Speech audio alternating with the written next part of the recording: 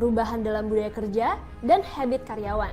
Hal ini menyebabkan jutaan generasi muda kesulitan mencari peluang pekerjaan karena ketidakmampuan beradaptasi terhadap penerapan industri 4.0. Namun di sisi lain, industri juga membutuhkan tenaga kerja yang memiliki kompetensi tinggi di era transformasi digital. Transformasi digital yang semakin pesat menyebabkan munculnya berbagai tren okupasi yang bergerak di bidang teknologi informasi seperti data analis, web developer, data scientist, UI.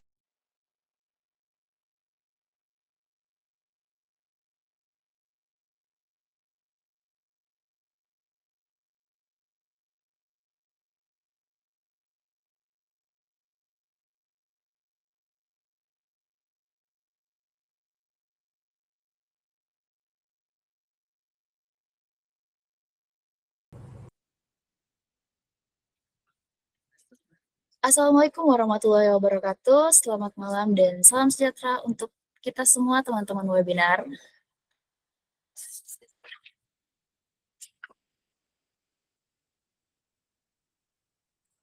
Jadi pada kesempatan kali ini, sebelum kita memasuki rangkaian acara utama, izinkan kami memperkenalkan terkait High College, di mana High College adalah startup edutech terpercaya yang berfokus pada bidang edukasi dan layanan IT. Sejak tahun 2020, High College menawarkan pelatihan, sertifikasi, dan layanan IT untuk mendukung individu dan perusahaan meraih potensi terbaik di dunia digital. Kami berkomitmen meningkatkan keterampilan peserta dan menyediakan solusi IT inovatif yang sesuai dengan kebutuhan industri. Kami menawarkan corporate training, pelatihan dan sertifikasi tech skill serta soft skill, pencarian manpower, dan pengerjaan proyek IT. Dan selanjutnya, tidak lupa pula kita mengaturkan puji syukur kehadirat Tuhan Yang Maha Esa, karena pada malam hari ini kita masih diberi kesehatan dan kesempatan sehingga dapat mengikuti webinar Hexagonal Architecture in Go, bangun aplikasi yang lebih bersih dan mudah di-scale. Sebelum itu, teman-teman perkenalkan saya Siti Nurhaliza yang akan memandu jalannya acara pada malam hari ini. Semoga acara ini dapat berjalan dengan lancar dan memberikan manfaat bagi kita semua. Sebelum kita masuk dalam sesi utama, izinkan saya menyampaikan beberapa ketentuan singkat. Jadi di sini yang pertama, webinar ini akan berlangsung selama kurang lebih 1 jam, mulai dari pukul 19.00 hingga pukul 20.00 waktu Indonesia Barat. Setiap speaker akan menyampaikan materi selama 15 menit, termasuk sesi tanya-jawab. Ketiga, pertanyaan dapat dituliskan langsung melalui kolom komentar selama sesi ini berlangsung. Keempat, nantinya akan dipilih pertanyaan paling menarik dan akan mendapatkan hadiah berupa kaos dari perusahaan. Dan nantinya, setelah itu, jadi jangan ragu-ragu untuk aktif bertanya ya teman-teman semua yang ada. Oke teman-teman, seiring dengan pesatnya perkembangan teknologi seperti cloud computing, microservice, dan AI, developer dituntut untuk membangun aplikasi yang modular, mudah diuji, dan scalable. Salah satu pendekatan arsitektur modern yang kini banyak diterapkan adalah hexagonal arsitektur atau PORPS dan adapter, yang memisahkan logika bisnis dari infrastruktur sehingga aplikasi menjadi lebih bersih dan adaptif terhadap perubahan. Melalui webinar ini, kita akan bersama-sama mempelajari bagaimana konsep tersebut diimplementasikan menggunakan bahasa Golang secara praktis dan aplikatif.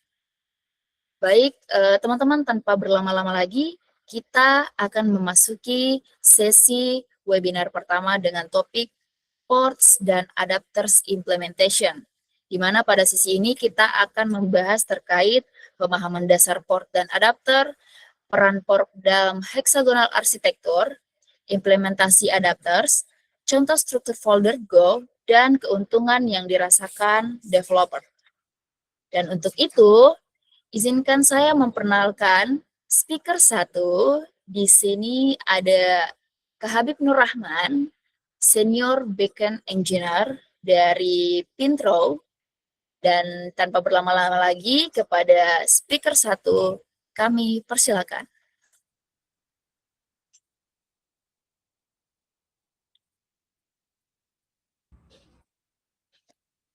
Baik, terima kasih atas waktu yang diberikan.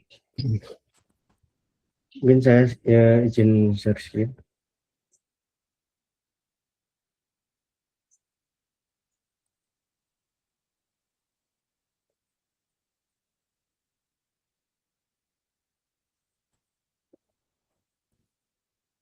Saya konfirmasi apakah screen saya sudah terlihat oleh teman-teman.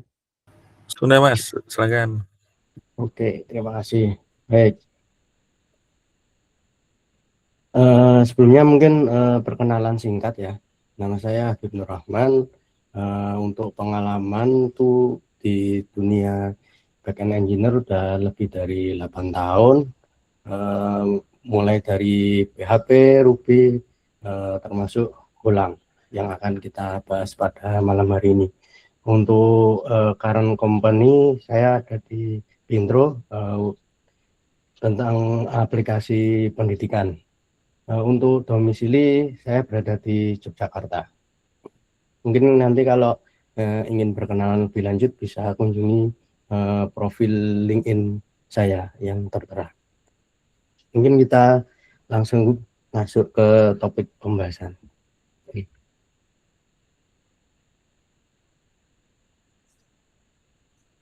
Nah, apa itu hexagonal arsitektur?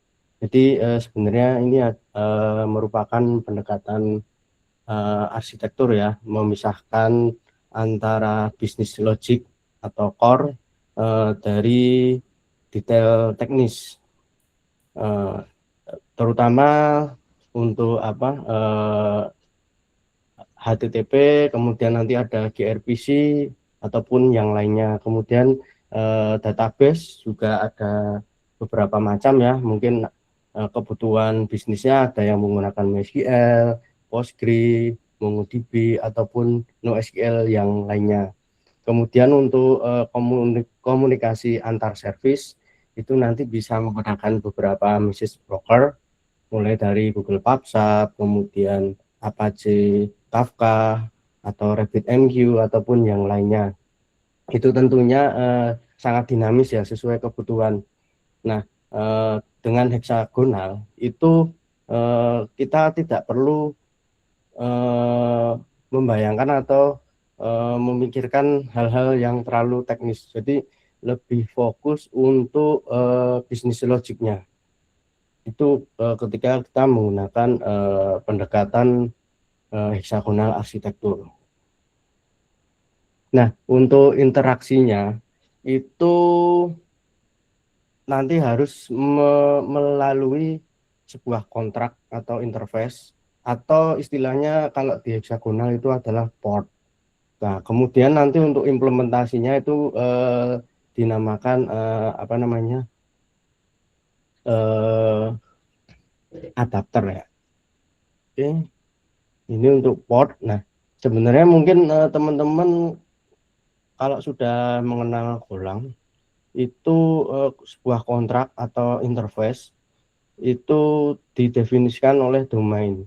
Kemudian tidak bergantung pada teknologi. Jadi ketika membuat port itu kita belum tahu mau pakai misalnya database, mau pakai MySQL, mau pakai Postgre, atau message broker nantinya mau pakai Kafka atau mau yang lainnya. Itu di bagian ports itu belum diperdulikan. Contoh-contoh ports itu adalah pembuatan kerangka repository, kemudian service interface, use case, jadi masih berupa abstraksi.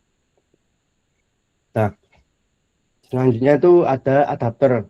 Nah, lain dari port. Nah, adapter ini adalah implementasi dari portnya. Nah, kalau sudah masuk ke adapter, ini sudah masuk ke teknologi yang spesifik. Misalnya portnya tentang komunikasi database. Nah, di adapternya ini nanti bisa kita buat MySQL, Postgre ataupun yang lainnya. Contoh-contohnya itu yang sudah saya katakan dari awal, itu ada itu bisa MySQL, Postgre, MongoDB, kemudian untuk bisa REST, kemudian CLI atau gRPC. Kemudian untuk storage bisa juga pakai AWS S3 ataupun GCS ataupun Minio.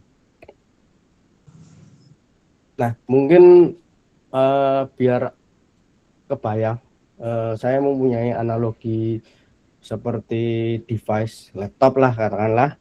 Itu laptop sekarang tuh rata-rata sudah hanya mengandalkan USB Type-C. Mungkin beberapa laptop juga masih ada port-port yang lainnya. Nah, dengan standarisasi Type-C itu kita anggap sebagai port. Nah, kemudian untuk adapternya apa? Adapternya itu ada misalnya HDMI, LAN, converter atau USB untuk charger. Jadi untuk fungsinya berbeda-beda, tapi portnya tetap sama. Nah, ini aku ada contoh visualisasi yang saya ambil dari artikel di Medium. Itu jadi aplikasi kita tuh siap menyiapkan port-port di sekeliling aplikasi.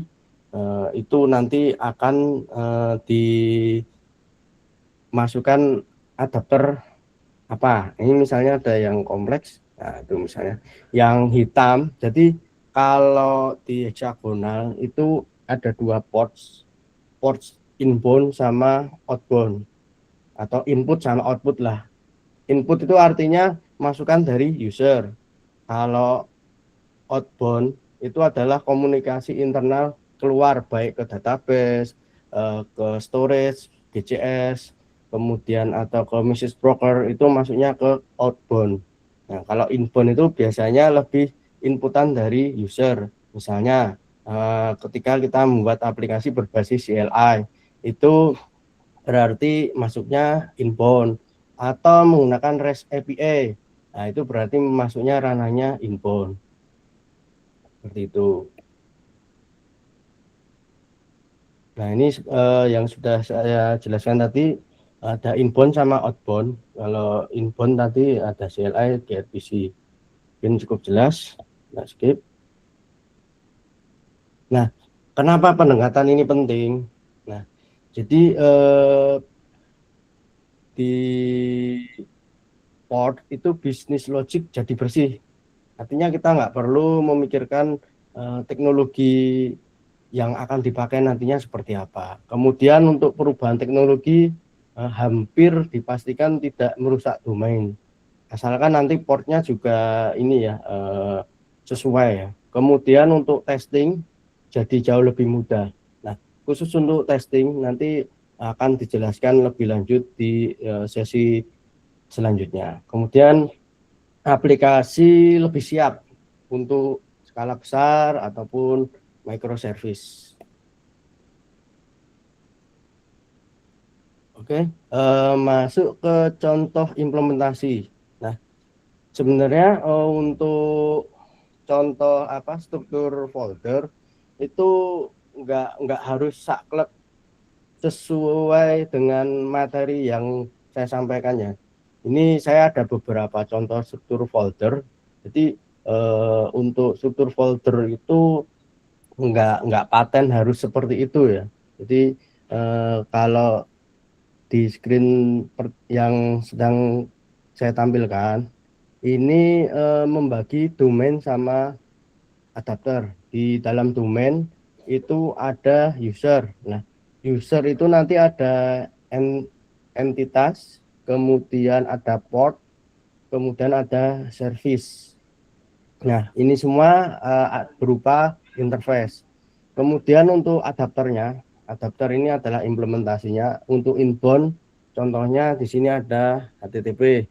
kemudian untuk outbound-nya itu memori, atau bisa juga database MySQL ataupun yang lainnya. Nah, bisa juga pakai contoh struktur yang kedua, itu mungkin lebih kompleks ya. Jadi setiap domain itu dibungkus ke beberapa port, misalnya entity, dalam hal ini user, kemudian untuk port inbound sama outbound dipisah, kemudian untuk service juga dipisah. Ini juga ada contoh yang ketiga untuk struktur foldernya, itu domain adapter. Jadi ketika nanti teman-teman cari tutorial hexagonal struktur folder, itu sebenarnya bebas. Yang penting kuncinya adalah prinsip implementasi pattern yang dinamakan port sama adapter. Nah, mungkin teman-teman di sini belum familiar dengan Golang. Saya coba contohkan potongan kode yang sederhana aja ya. Jadi kalau di Golang itu membuat interface itu seperti yang tertera di layar. Itu saya contoh portnya itu adalah user repository. Nah, port ini berarti adalah port outbound karena untuk komunikasi keluar aplikasi, yaitu dalam hal ini ke database. Nah, di dalam interface saya mencontohkan ada dua fungsi ya, secara bisnis logiknya itu kebutuhannya hanya untuk mencari data user berdasarkan ID tertentu dengan parameter ID integer. Kemudian fungsi yang kedua adalah save yang membawa parameter user. Nah, jadi membuat ports itu yang penting inputnya mau apa, outputnya apa. Nah, inputnya ini dalam hal ini adalah parameter, outputnya adalah return tipe datanya. Contoh adapter ketika menggunakan MySQL. Nah, teman-teman nanti cukup membuat implementasinya dalam struct. Misalnya itu ada MySQL user repository. Nah, karena adapternya menggunakan MySQL, maka diperlukan koneksi database MySQL. Nah, di situ ada DB SQL DB. Ini adalah tipe data hasil koneksi dari Golang. Nah, implementasinya ini saya hanya mencontohkan potongan kode yang find by ID. Ketika find by ID menggunakan MySQL ya seperti ini. Jadi select ID, name, users. Nah, kemudian di scan. Nah, yang penting yang harus di return itu adalah user. Nah, ini contoh yang menggunakan MongoDB. Jadi untuk user repository-nya masih sama. Jadi saya mengimplementasi dua. Kalau dengan MongoDB itu berarti yang dibutuhkan adalah Mongo database connection. Nah, untuk cara query-nya pastinya tentu berbeda. Karena kalau MongoDB itu adalah salah satu NoSQL, jadi untuk implementasinya seperti yang tertera. Nah, nanti implementasinya di aplikasinya bisa seperti ini. Jadi adapternya bisa dipilih mau pakai MySQL ataupun Mongo. Nah, penggunaan servisnya ini kan nggak mau tahu ya, butuhnya yang penting user repository ya. User repository-nya mau pakai MySQL, mau pakai Mongo ataupun yang lainnya, itu service nggak peduli. Jadi keunggulannya menggunakan pendekatan port adapter seperti ini. Nah, ini saya bikin error ketika adapternya belum diimplement. Mungkin bisa diimplement untuk hal-hal yang lain. Nah, keuntungan yang dirasakan developer apa? Yang pertama itu fokus pada bisnis logic. Jadi nggak perlu bahas teknis terlebih dahulu. Kemudian yang kedua itu testing lebih mudah dan cepat karena yang di testing bagian-bagian kecil atau menggunakan unit testing nantinya. Kemudian yang ketiga lebih mudah jika terdapat pergantian adapter. Nah, ini yang tadi ya, misalnya perusahaan awalnya pakai MySQL, kemudian atau mungkin kalau database terlalu besar ya, mungkin ini untuk notifikasi yang tadinya lewat provider A mau pindah ke provider B, maka yang diubah itu hanya adapter untuk portnya atau core bisnisnya, nggak perlu ada perubahan. Kemudian yang keempat, kolaborasi tim jadi lebih terarah. Jadi untuk kolaborasi tim ini lebih baik ya karena sudah ada ports atau kerangka-kerangkanya, nanti tinggal diimplement developer yang lain. Nah, mungkin teman-teman kalau ingin coba sampel code itu nanti bisa diakses yang tertera di layar ya. Kalau yang saya sudah coba bikin sampel sederhana itu yang link GitHub pertama. Yang kedua itu punya milik orang lain yang mungkin bisa jadi referensi teman-teman untuk belajar. Mungkin itu kalau untuk presentasi dari saya. Mungkin saya kembalikan ke moderator untuk sesi Q&A.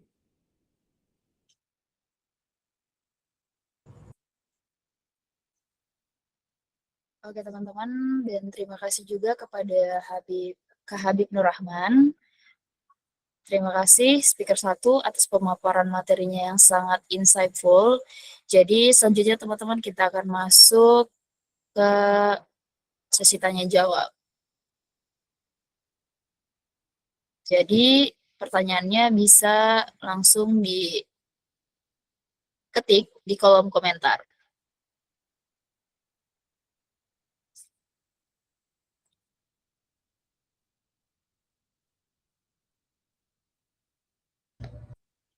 Monggo teman-teman yang ingin menanyakan terkait implementasi port adapter hexagonal,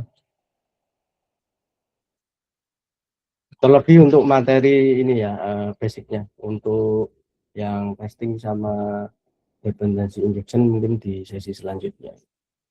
Oke teman-teman, jadi karena belum ada pertanyaan kita menunggu waktu, jadi langsung saja.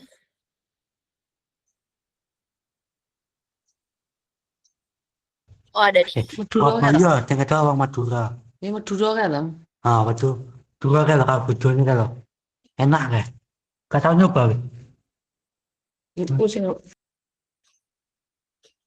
Oke, itu ada pertanyaan dari Kak Tiresi. Jadi dari Kak Tiresi Iverson, izin bertanya ke Habib, untuk arsitektur heksagonal ini apakah sama konsepnya dengan dependency injection atau beda? Oke, terima kasih atas pertanyaan dari Kak Tiresi Iverson. Nah, terkait heksagonal ini, untuk konsepnya itu justru di dalam heksagonal nanti akan ada dependency injection.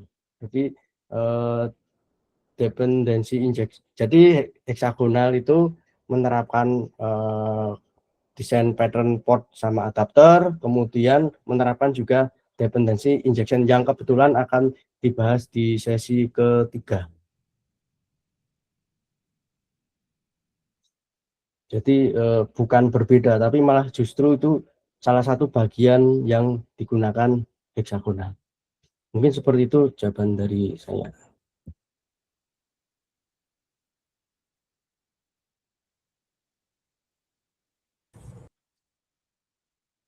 Oke Kak Habib Nur Rahman, terima kasih. Jadi pertanyaan dari Kak Tires Iverson itu sudah terjawab oleh Kak Habib Nur Rahman, speaker 1. Jadi teman-teman kita langsung saja beranjak ke speaker 2. Jadi speaker 2 selanjutnya kita akan masuk ke dalam topik yaitu testing layer in hexagonal architecture. Jadi materi ini akan dibahas langsung oleh Karaiman Sugiarto, IT Dev Manager dari PT Temas Tbk. Dan juga teman-teman, saya tadi lupa untuk mengingatkan bahwa teman-teman jangan lupa untuk mengisi kembali form presensi yang telah disediakan oleh panitia. Dan jadi selanjutnya kita langsung masuk saja untuk speaker kedua, untuk Kak Raiman Sugiarto, kami silakan. Oke. Selamat malam teman-teman semua. Saya izin share screen ya.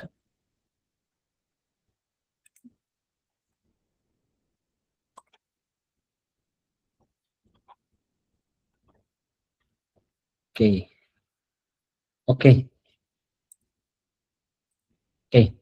Mungkin malam ini untuk sesi berikutnya saya akan bawain topiknya testing layer in hexagonal architecture ya. Jadi sebenarnya konsep arsitektur itu sebenarnya membuat kita testingnya makin lebih mudah gitu ya. Sebelumnya mungkin mohon maaf kamera saya ada di sebelah ya, jadi sebenarnya saya menatap teman-teman semua ya. Oke, mungkin sebelum memulai topik yang pertama, ini ya, mungkin saya izin perkenalan diri singkat saja. Jadi saat ini saya bekerja sebagai IT Manager di Temas Tbk ya. Sebelumnya juga saya pernah di travel agent, di logistik, kemudian di keuangan, warehouse, dan juga saya sebenarnya sudah berkecimpung ya di dunia teknologi, khususnya Innovation and Technology Solution sejak 2013. Dan kebetulan 6 tahun terakhir ini saya sebagai Principal Software Engineer spesifik di teknologi. Oke. Untuk memulainya mungkin teman-teman kita harus tahu dulu ya kenapa kita penting gitu ya menggunakan testing layer gitu ya.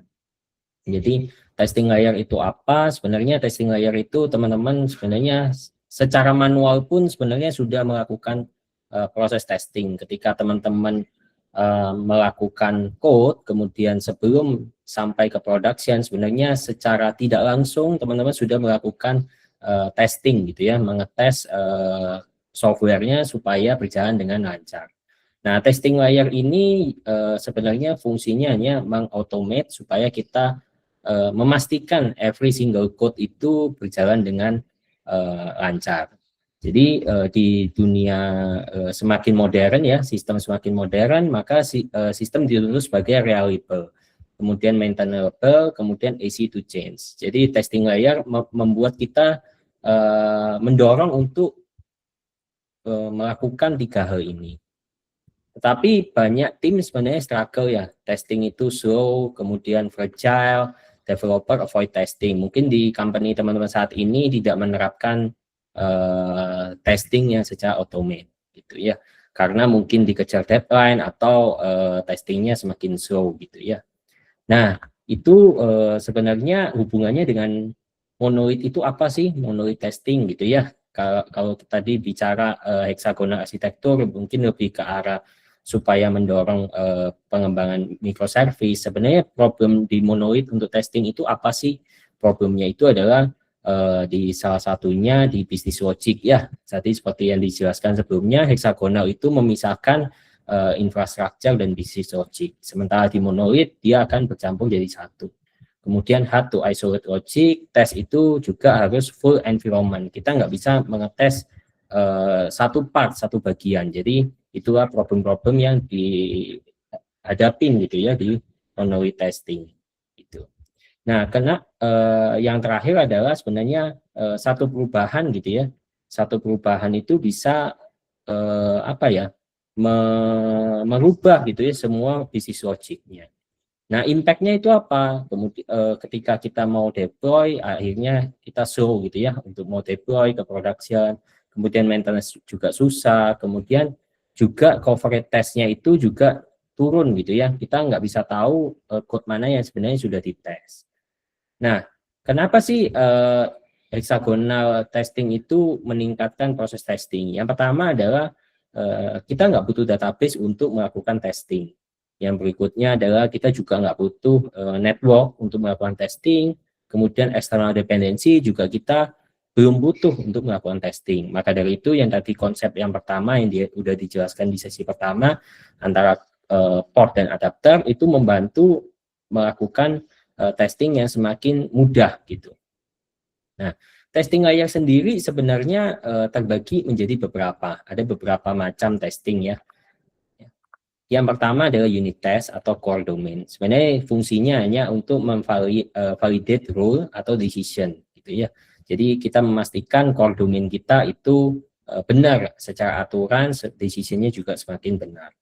Yang berikutnya adalah application atau port testing. Tadi kan ada port adapter. Nah, di port pun kita harus testing, di sesi aplikasinya kita harus testing, memastikan behavior yang terjadi antara setiap layer itu benar gitu ya, antara permindahan datanya itu benar.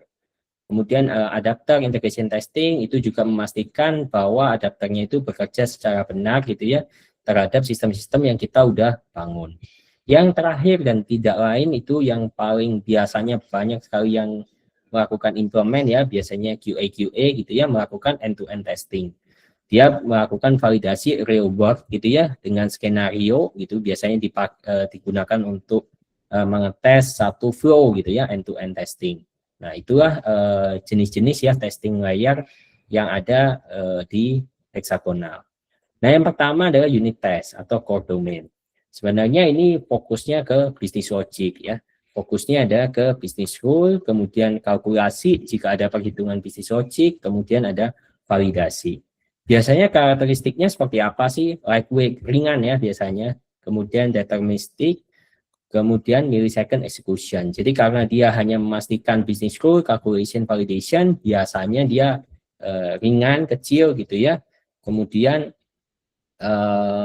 dia selalu deterministik, artinya setiap kita melakukan tes sekarang, kemudian tes besok, tes bulan depan, ataupun tes tahun depan, hasil outputnya itu pasti akan sama.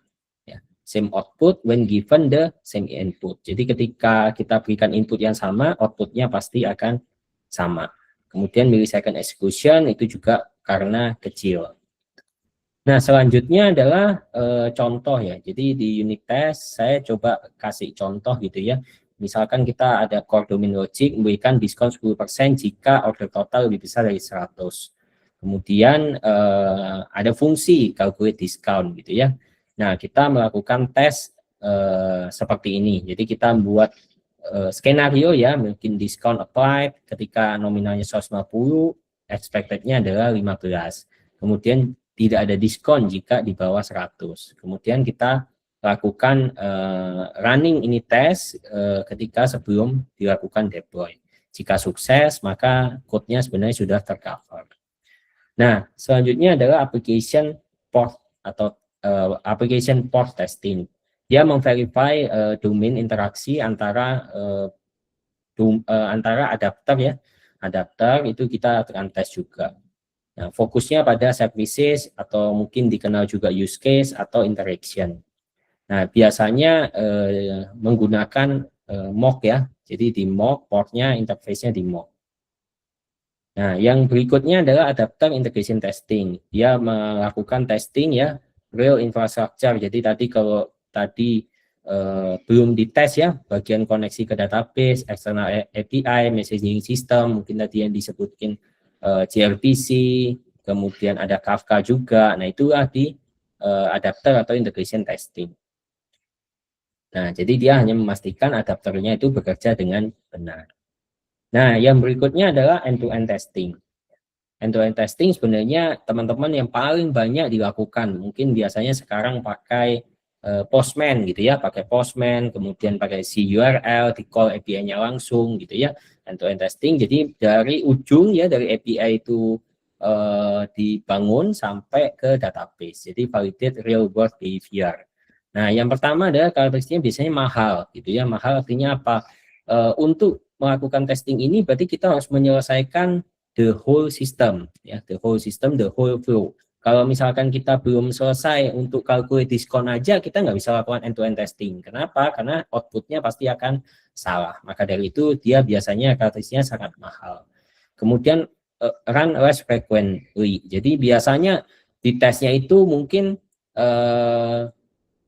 satu case mungkin itu hanya 1 kali atau 2 kali. Jadi biasanya dia untuk random testing gitu ya. Nah, jadi dia akan less gitu ya, sedikit biasanya ngetesnya. Nah, selanjutnya adalah kalau kita udah tahu ya, tahu jenis-jenis testingnya gitu ya. Nah, alat tesnya itu untuk ngetesnya itu seperti apa sih gitu ya, untuk ngetesnya. Nah, kebetulan kita di sini fokusnya ke Golang ya. Jadi testing tools in Go ya. Itu ada beberapa, saya ambil 3 contoh ya. Yang pertama testing itu sendiri. Testing itu adalah built-in ya. Jadi ini library testing gitu ya, built-in dari Golang. Jadi dia biasanya dari Go-nya sudah langsung dapat native Go testing framework ya untuk para test execution. Nah, yang kedua adalah Testify. Testify itu biasanya untuk assertion dan mock ya.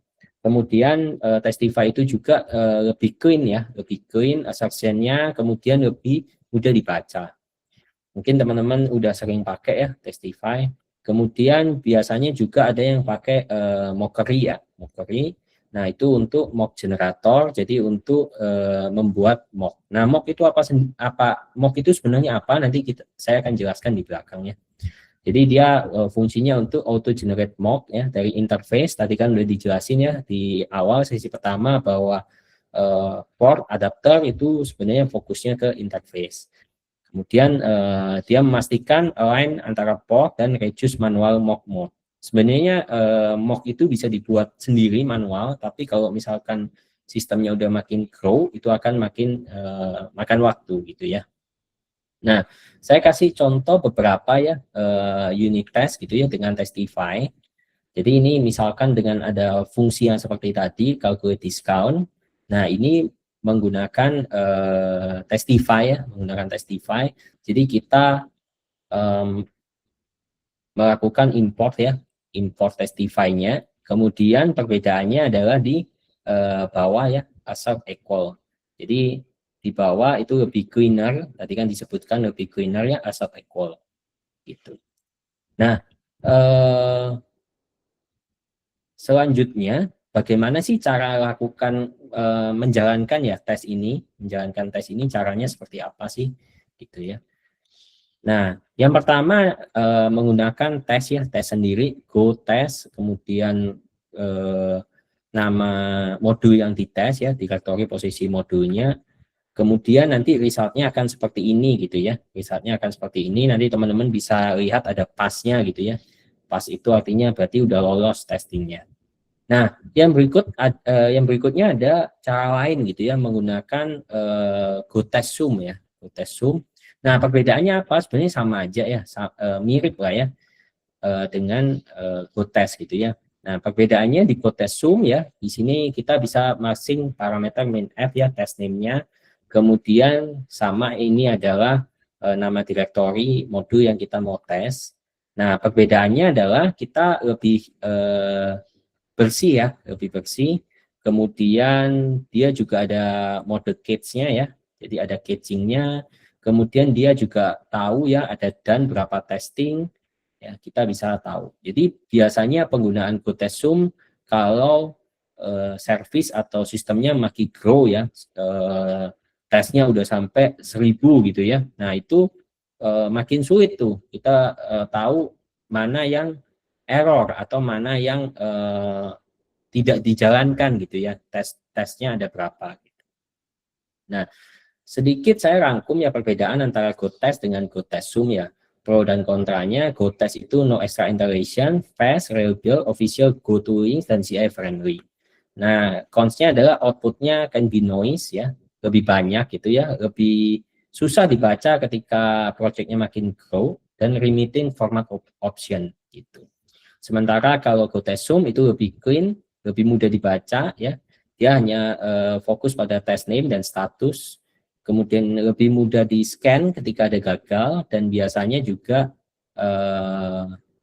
cocok gitu ya untuk local development dan CI ya. Kalau teman-teman menggunakan continuous integration, cost-nya adalah require integration, kemudian bukan part dari standar dari GoToChain. Jadi ini adalah tambahan. Nah, tes sendiri sebenarnya kegunaannya untuk tim itu apa sih? Yang pertama, faster development. Banyak ini pro dan kontra ya. Banyak yang ngomong kalau misalkan bikin tes itu makin lambat. Padahal dia sebenarnya secara tidak langsung melakukan tes berkali-kali di Postman gitu ya, menggunakan Postman, menggunakan external tools yang lain. Ya, jadi biasanya seperti itu. Kemudian server refactoring. Jadi kalau teman-teman misalkan ada perubahan, itu juga nggak perlu melakukan refactoring gitu ya. Tahu sebelum code sebelumnya logiknya seperti apa. Clear boundaries, kita udah tahu existing system prosesnya itu seperti apa. Strong testing culture. Jadi sebenarnya kalau teman-teman bekerja secara tim ya, mungkin si A dan si B itu punya logik yang berbeda supaya nggak saling senggol seperti itu. Nah, yang terakhir sebenarnya dari testing layer sebenarnya selain dari tim juga ada dari bisnis ya, dari bisnis stability, quality, dan delivery speed ya. Delivery speed dia bisa semakin cepat, quality-nya bagus, dan sistemnya semakin stabil. Nah, topik yang terakhir dari testing layer itu adalah mock dan spy. Nah, mock dan spy itu perbedaannya apa sih? Saya buatkan cheat sheet untuk teman-teman ya. Mock itu adalah replace real dependency. Jadi kita buat semacam mock itu untuk port atau adapter supaya kita nggak membuat real implementasi gitu ya. Define expected call itu kita bisa modify, kita bisa bikin use case sebanyak test case kita, return predefined value, kemudian kita dapat melakukan testing yang fail. Nah, spy sendiri itu apa? Spy itu berbeda dengan mock, ya. Dia biasanya wrap, observe, real implementation. Biasanya ada sesuatu yang tidak bisa kita mock, kita lakukan spy. Kemudian record how it call. Kemudian juga not control behavior. Jadi kita bukan yang kontrol fungsinya. Kemudian kita bisa lakukan verify apakah fungsinya kepanggil atau enggak. Seperti itu. Nah, ini adalah compare ya antara mock dan spy. Biasanya mock dan spy itu dipakai, mock itu paling banyak dipakai di application port. Kemudian kalau spy itu lebih banyak di application dan adapter testing. Seperti itu. Nah, ini adalah contoh code ya, apa itu mock. Jadi kita membuat user repository ya. Oke, mungkin kelihatan enggak ya? Mungkin agak kekecilan ya. Ini ya, ini contohnya. Jadi ada service ya, ada service, kemudian ada panggil repository. Nah, kemudian di sini ada find by ID untuk mau cari ID-nya. Nah, kita harus connect ke database untuk mengetes ini, tidak perlu karena kita bisa lakukan mock. Jadi kita buat mock dari user repository, kemudian kita bisa simulate find by ID-nya itu mereturn apa. Sehingga ketika kita call itu dia assert no error dan semua reponya assert expectation-nya jelas. Nah, perbedaan mock dengan spy itu hanya real behavior. Contohnya kita mau connect ke email ya, email notification gitu ya, kita ada fungsi send gitu ya untuk kirim message-nya. Nah, kita nggak bisa nge-mock, akan lebih sulit ya kita nge-mock fungsi emailnya, maka dari itu kita lakukan spy. Jadi kita buat spy notifier gitu ya, kemudian kita lakukan spy send, dan kita hanya mengecek apakah fungsi send message-nya itu terpanggil dengan baik, seperti itu. Nah, ada kombinasi mock dan spy, biasanya dilakukan seperti ini, ya, menggunakan mock, kemudian dilakukan spy juga di bagian bawah. Jadi ini adalah mock-nya, di bawah ini adalah spy-nya. Jadi selain dia mock find by ID-nya, mengembalikan suatu objek gitu ya. Nah, kita bisa lakukan spy juga, assert call find by ID gitu ya. Apakah find by ID ini benar-benar di call gitu ya, dipanggil. dan apakah hanya dipanggil satu kali. Takutnya misalkan ada fungsi create gitu ya, fungsi create-nya dipanggil 2 kali gitu, maka dari itu efeknya adalah double insert gitu ya, double di database-nya ada 2. Jadi kita bisa assert number of call seperti itu. Nah, ini adalah slide terakhir dari saya. Selanjutnya, thank you atas waktunya. Mungkin jika ada pertanyaan yang lebih detail mungkin yang tidak bisa terjawab malam ini, bisa kita connect LinkedIn atau email ataupun WA saya. Mungkin sekian dari saya. Jika ada pertanyaan. Oke, terima kasih. Kami ucapkan kepada Kak Raiman Sugiarto. Jadi di sini ada pertanyaan nih, Kak. Jadi, apa resiko jika kita tidak menggunakan mock saat dependensi masih bergantung ke database atau API eksternal? Oke, saya coba bantu jawab ya. Apa yang terjadi? Oke, resiko yang pertama pasti ketika teman-teman nggak menggunakan mock ya, ketika dependensi dan bergantung pada database atau API eksternal. Yang pertama saya jawab dulu yang database ya. Berarti ketika proses testing, teman-teman harus nyalain database-nya. Jadi kalau misalkan teman pakai MySQL ataupun pakai Postgre, berarti ketika testing, teman-teman harus pakai database-nya, nyalain database-nya. Jadi kalau database-nya mati ya teman-teman nggak bisa lakukan testing. Yang kedua adalah ketika melakukan testing, sebenarnya itu flow-nya itu sama ya dengan alur bisnis. Contohnya create user. Ketika teman-teman bikin fungsi create user, kemudian connect ke database, maka sebenarnya testingnya itu akan menginsert satu record usernya. Jadi kalau teman-teman lakukan testingnya di running 2 kali, maka akan terbentuk 2 baris, 2 data gitu. Nah, apa yang terjadi ketika ada fungsi delete? Nah, kalau fungsi delete, berarti teman-teman harus menyediakan datanya dulu. Kalau nggak di mock, berarti teman-teman harus nyediain datanya dulu. Nah, itu akan wasting time dan juga di database-nya teman-teman sebelum melakukan tes, itu harus clean dulu. Database-nya benar-benar bersih. Itu efek sampingnya, resikonya kalau nggak pakai mock. Nah, yang paling lebih parah lagi adalah resikonya ketika API eksternal. Mungkin teman-teman sekarang bekerja di financial digital, mungkin connect ke payment gateway. Jadi kalau misalkan teman-teman lagi malam-malam lagi ngoding gitu ya, ataupun lagi develop gitu ya, tiba-tiba dari payment gateway servernya down. Nah, kalau teman-teman servernya down, maka ketika lakukan mock, kalau tidak melakukan mock, ya teman-teman nggak bisa lakukan testing, karena kan bergantung dengan API eksternal. Seperti itu. Nah, yang berikutnya adalah slow. Jadi ketika API eksternal, teman-teman kan bikin test case banyak ya. Test case-nya mungkin ada satu flow, itu test case-nya ada 5 gitu. Payment berhasil, payment gagal, payment time out. Nah, kalau nggak pakai mock, teman-teman nggak akan bisa lakukan simulate payment time out. Kemudian teman-teman juga harus waiting. Jadi ketika ada API call, maka network ada di sana. Jadi ketika hal itu terjadi, maka testing teman-teman akan makin hari makin slow. Seperti itu. Jadi resikonya akan sangat banyak ya kalau nggak pakai mock. Seperti itu. Mungkin semoga bisa menjawab ya. Oke Kak, terima kasih atas jawabannya untuk pertanyaan dari Kak Muhammad Fauzan Nur. Sini ada pertanyaan kedua Kak dari Kak Ismail Nur Alam.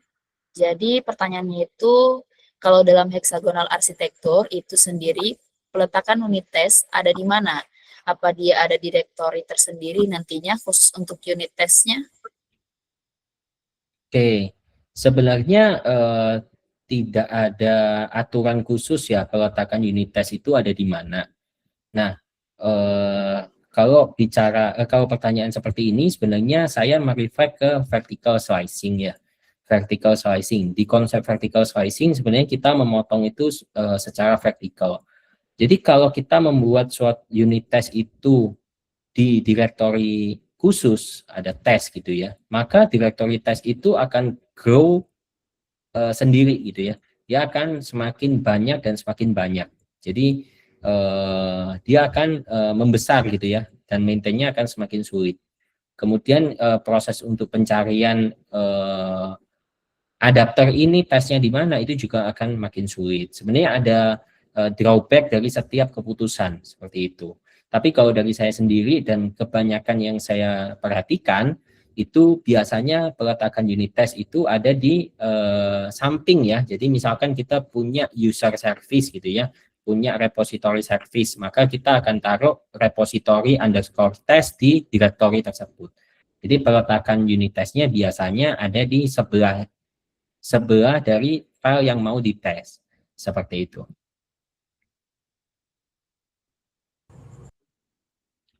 Oke, mungkin semoga terjawab ya. Oke, paham Kak. Terima kasih Kak Raymond Sugiarto atas penjelasannya untuk pertanyaan Kak Ismail Nur Alam terjawab. Jadi teman-teman, terima kasih sekali lagi kami ucapkan kepada Kak Raymond Sugiarto. Kita teman-teman akan beralih lagi ke speaker 3 selanjutnya.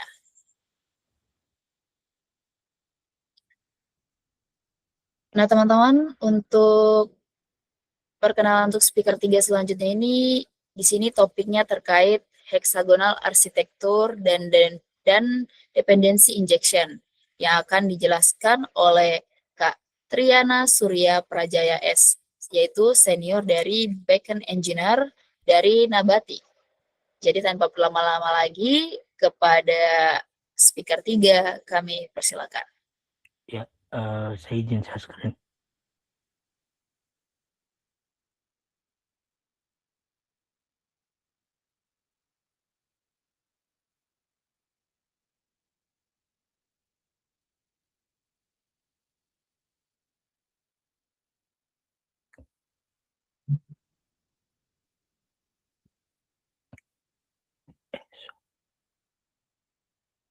Oke, selamat malam semuanya.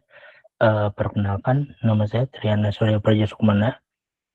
Saya saat ini bekerja di Nabati sebagai backend. Di sini materi yang saya akan bawakan adalah definisi injection di hexagonal arsitektur. Untuk hexagonal basicnya sendiri udah dibawain di speaker pertama. Saya menjelaskan sedikit tentang dependency injection sendiri. Dependency injection itu apa sih? Dependency injection itu adalah untuk menghubungkan setiap layer di hexagonal sendiri, itu adapter sama pod, supaya mereka saling terhubung. Di sini dependency injection sendiri ada bagian penting dalam arsitektur hexagonal. Terus keuntungan apa sih yang didapatkan dengan menggunakan dependency injection di hexagonal sendiri? Di sini seperti dijelaskan speaker 2, testability-nya, jadi untuk gampang untuk ngetes segala macam ya, nanti bisa pakai mock-nya untuk untuk ke database atau ke external API dan segala macamnya.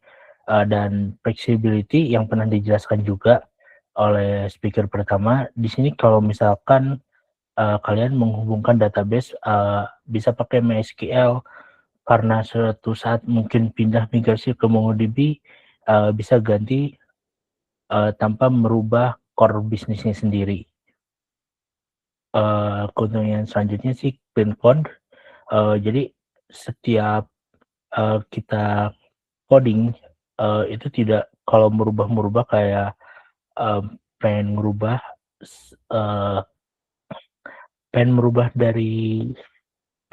misalkan frameworknya di Fiber, misal di Go itu ada Fiber, ada Gin dan sebagainya. Kalau rubah itu tidak akan merubah dari core bisnis sendiri, tinggal diubah secara handlingnya aja.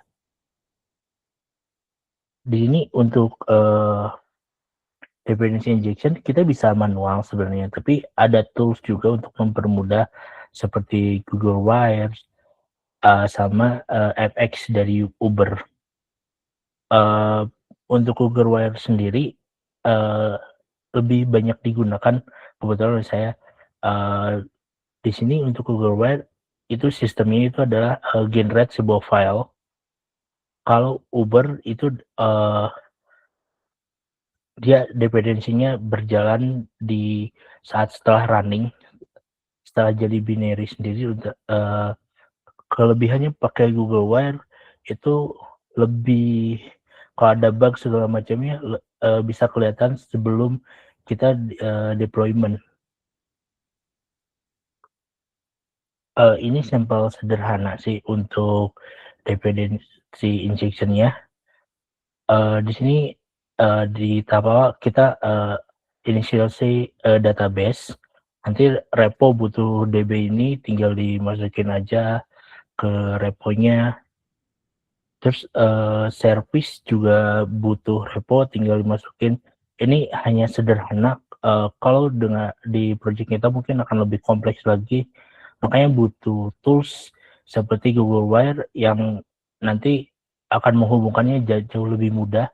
Kita tinggal bikin code Google Wire-nya, nanti tinggal kita generate dan itu otomatis. Dan kita nggak perlu satu-satu seperti ini yang manual.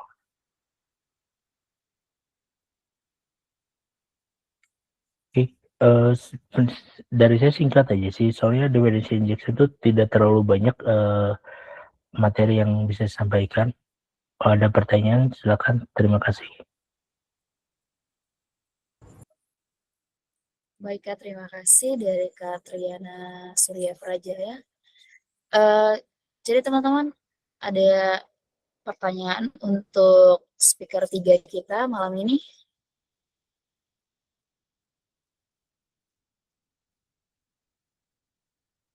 Jadi teman-teman, sedikit reminder, jangan lupa teman-teman untuk mengisi forum presensi yang telah disediakan di kolom. Dan juga teman-teman dan rekan-rekan seharusnya aktif untuk bertanya, karena bagi 5 penanya terbaik akan mendapatkan hadiah dari panitianya. Dan hadiah tersebut atau pengumumannya itu nanti akan diumumkan di grup dari peserta itu sendiri.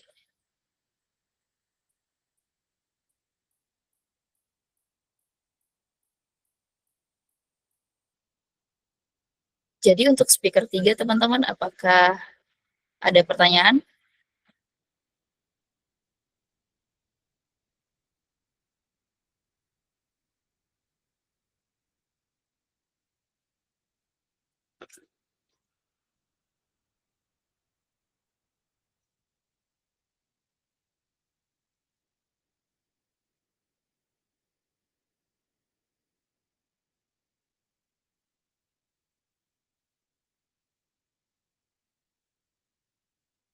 Oke, dari Kak Denmas Yono Santoso.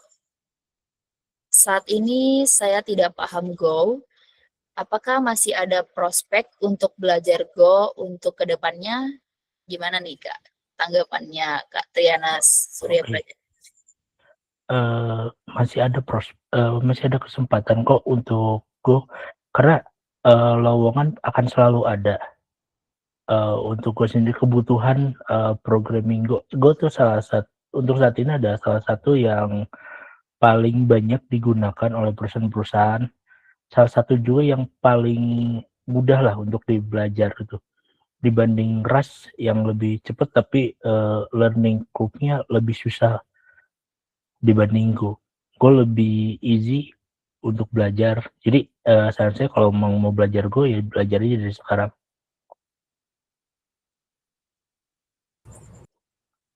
Oke, baik. Terima kasih atas jawabannya. Nah, ini juga Kak, ada pertanyaan dari Kak Tires Iverson. Izin bertanya lagi Kak, kalau wiring manual, apakah ada perbedaan signifikan di sisi performa dibanding dengan menggunakan dua tools tadi? Secara performa gak terlalu beda jauh. Ini kemudahan developer experience-nya kita aja sih, supaya kita lebih mudah. Kalau masih ada cuma beberapa doang, cuma 3, 4 mungkin manual masih oke lah. Tapi kalau udah banyak, saya saranin pakai Google Wire. atau pakai FX yang dari Uber.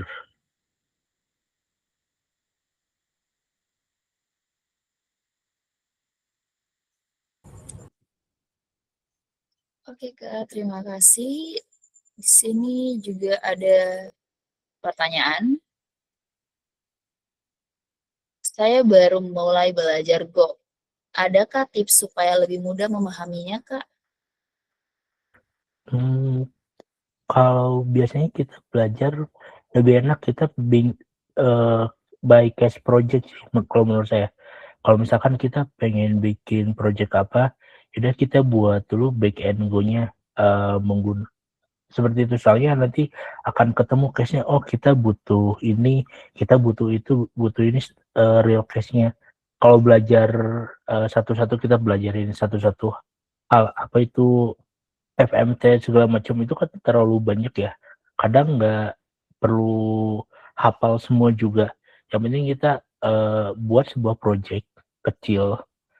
Mungkin kalau mau full stack ya bikin front end-nya juga atau kerjasama sama teman kalian yang jago di front end-nya atau yang mau belajar front end juga, bikin sebuah project.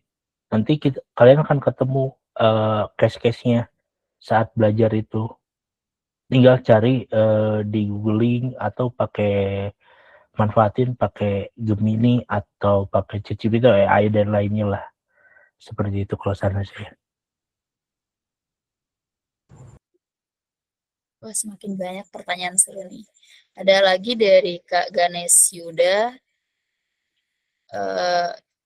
Pertanyaannya itu, jika untuk pemula dalam penggunaan DI pada Go Framework, best practice pakai yang apa dulu ya?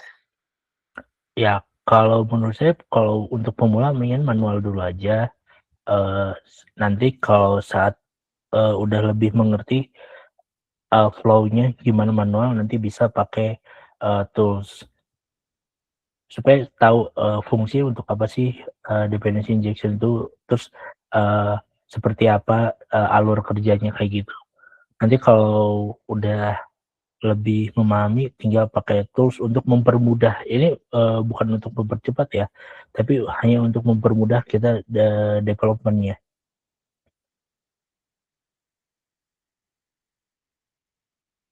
Pertanyaan dari Kak Ismail Nur Alam.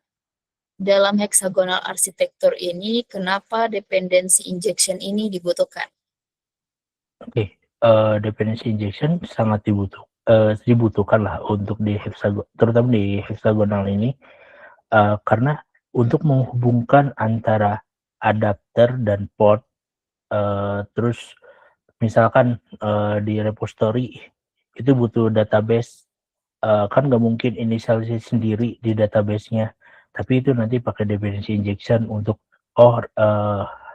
yang ini butuh database, yang ini misalkan butuh database MongoDB, MySQL, butuh misalkan ke upload gambar ke AWS S3-nya atau misalkan ke Minio atau API eksternal dan lain-lainnya.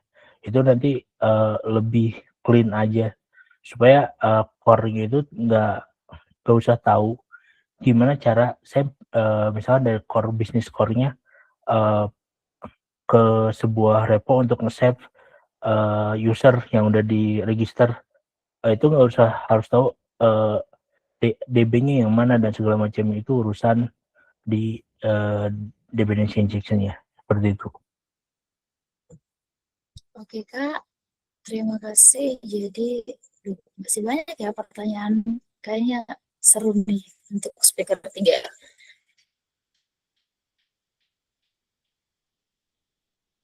Dari Kak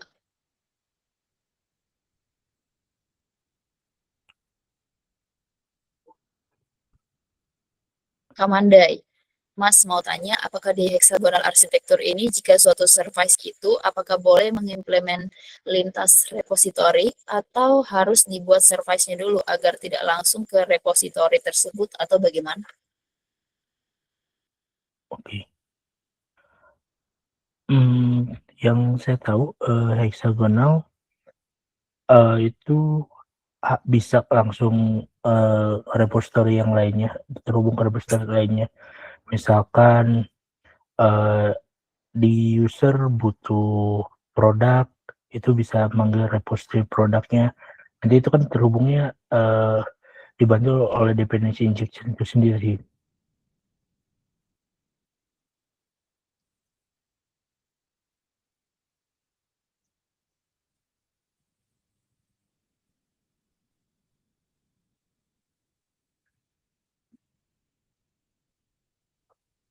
Pertanyaan terakhir kayaknya dari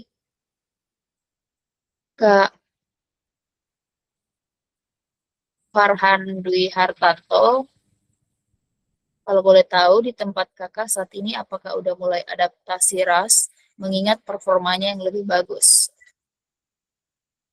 Oke, di perusahaan saya kerja sendiri saat ini belum sih adaptasi RAS, cuma udah ada wacana ke sana, cuma belum ada implementasi.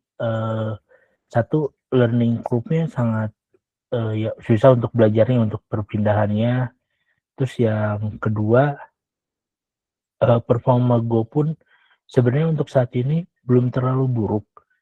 Mungkin RAS bagus, cuma kalau kita ngodingnya bener, karena kan RAS gak ada uh, grab collection-nya ya. Jadi kalau kita pengen menghapus sebuah variabel dari memori itu manual. Kalau dari Go sendiri itu otomatis, kalau udah nggak dipakai lagi, oh ini dihapus dari memori dan segala macamnya. Mungkin GC ini akan memperberat dikit saat prosesnya, tapi so far masih aman sih di kita pakai Go.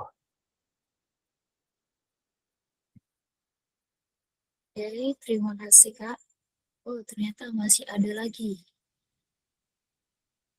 Dari Kak Mandai, Kak, apakah ada maksimal dalam mengimplementasi dependency injection pada sebuah service? Oke, sebenarnya itu nggak ada maksimalnya, berapanya nggak ada. Yang saya tahu nggak ada aturan untuk maksimalnya. Ya sesuai kebutuhan aja. Mungkin makin banyak makin agak berat. Tapi ya kita sesuaikan aja.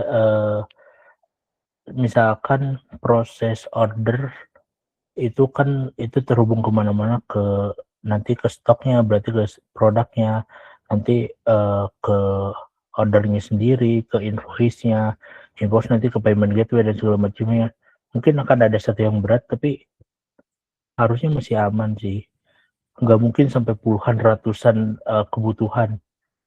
Kalau sampai seberat itu mungkin nanti pakai microservice, jangan pakai monolitik lagi.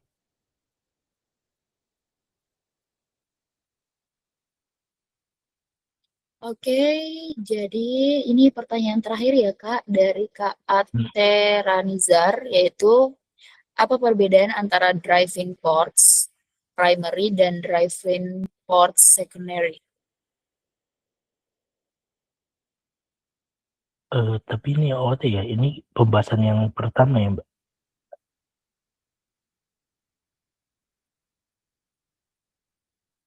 Oh, pertanyaannya pembahasan yang pertama ya? Ya. Oke, Kak. Jadi kayaknya cukup aja dari semua pertanyaan untuk speaker 3. Terima kasih Kak Triana Surya Praja. Ya, sama-sama.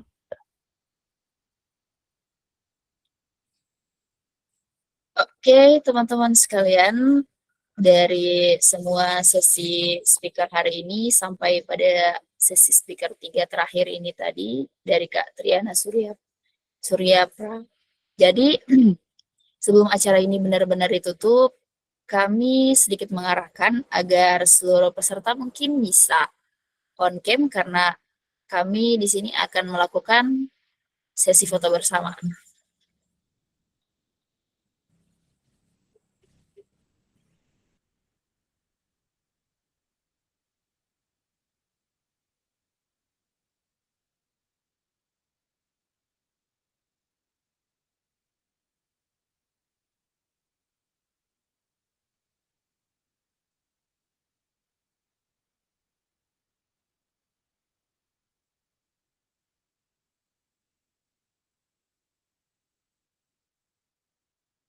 Oke, saya ulangi teman-teman. Jadi bisa mungkin untuk tolong Kak, untuk speaker terakhir boleh dimatiin hasil screen-nya.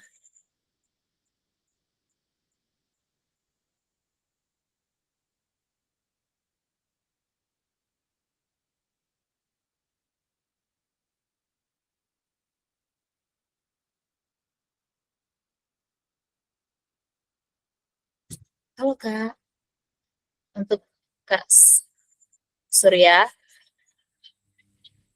boleh dimatiin screen-nya.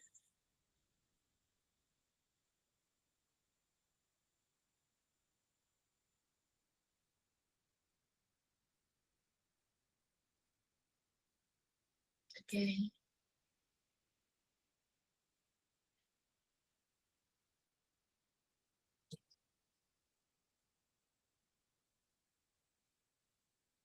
Baik teman-teman, jadi kita akan lakukan sesi foto bersama ini dipandu oleh saya sendiri. Mungkin kakak panitia bisa stay untuk langsung screenshot ya. Jadi dengan aba-aba 3, 2, 1.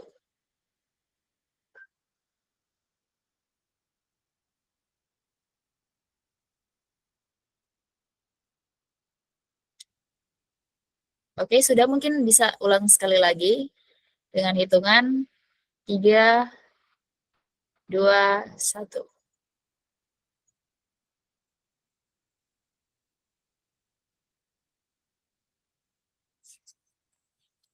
Oke, baik. Terima kasih rekan-rekan mulai dari speaker, panitia, dan seluruh peserta webinar pada malam hari ini.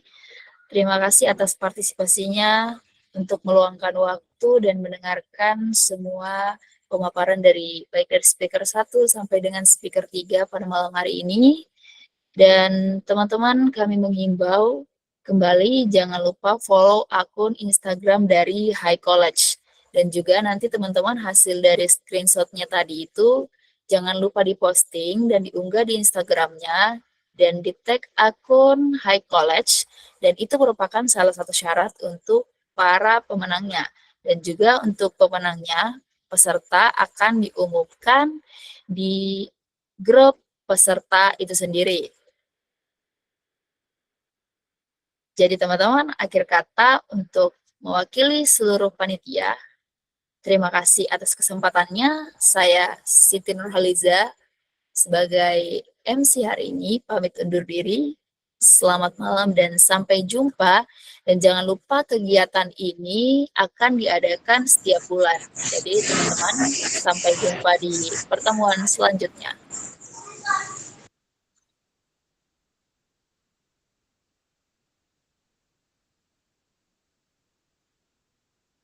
Jangan lupa teman-teman untuk isi form feedbacknya ya teman-teman. Sorry.